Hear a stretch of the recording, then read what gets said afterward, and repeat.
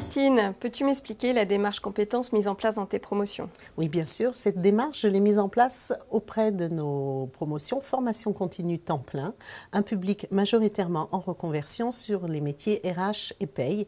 Cette démarche a pour objectif d'apporter à nos apprenants une méthodologie pour identifier leurs compétences, illustrer ces compétences par leur propre réalisation, conserver des preuves de ce professionnalisme, bref, trouver des arguments percutants afin de trouver un stage, puis un emploi. C'est une façon pour nos apprenants de mieux se connaître pour se faire connaître. Oui, et ceci grâce à l'accompagnement que nous avons mis en place. Mais cette démarche va bien au-delà.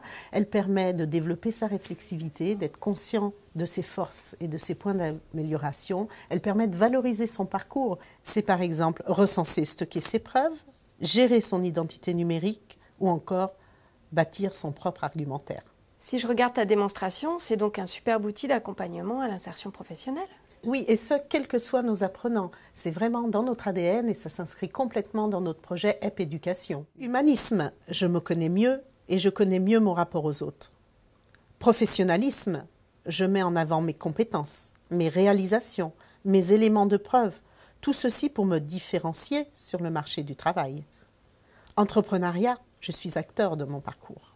Ok, mais concrètement, comment ça fonctionne? Eh bien, je vais te présenter le parcours. Le parcours débute toujours par un test de connaissance de soi. Pour lancer la démarche, un atelier méthodologique pour identifier ses compétences et réaliser sa cartographie de compétences. Tout au long du parcours, différents modules sont proposés.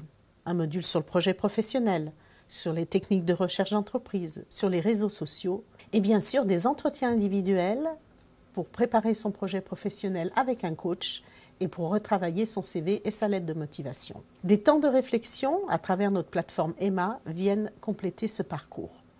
Puis, on finalise sa cartographie de compétences pour présenter devant un jury son projet professionnel finalisé. Et toi, Nathalie, cette démarche, tu la connais bien aussi? Oui, à l'ISCP à Paris, j'ai construit un parcours pour nos alternants en communication qui terminent leurs études et vont intégrer le marché du travail. Comment ça fonctionne?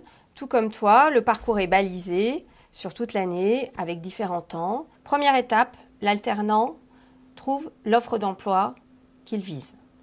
Deuxième étape, on va travailler sur un SWOT qui va identifier ses forces et ses faiblesses.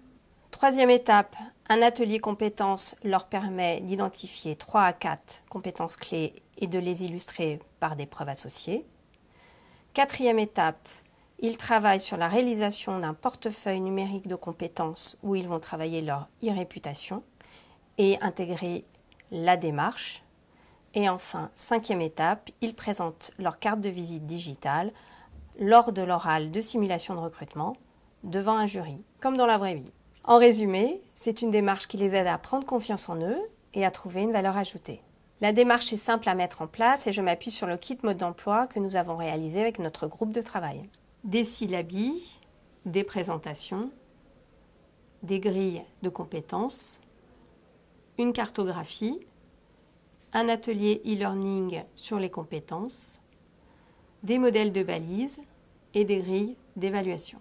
En résumé, c'est une démarche bénéfique pour nos apprenants et perçue comme telle. Elle permet rapidement d'identifier ses forces et ses axes de progrès. Elle permet de parler de ses réalisations et des compétences associées, de s'entraîner à parler de son projet professionnel, de communiquer pour convaincre.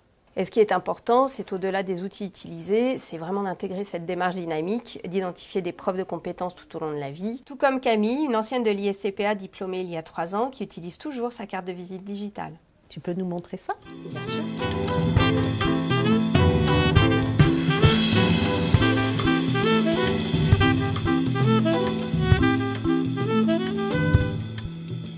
Thank you.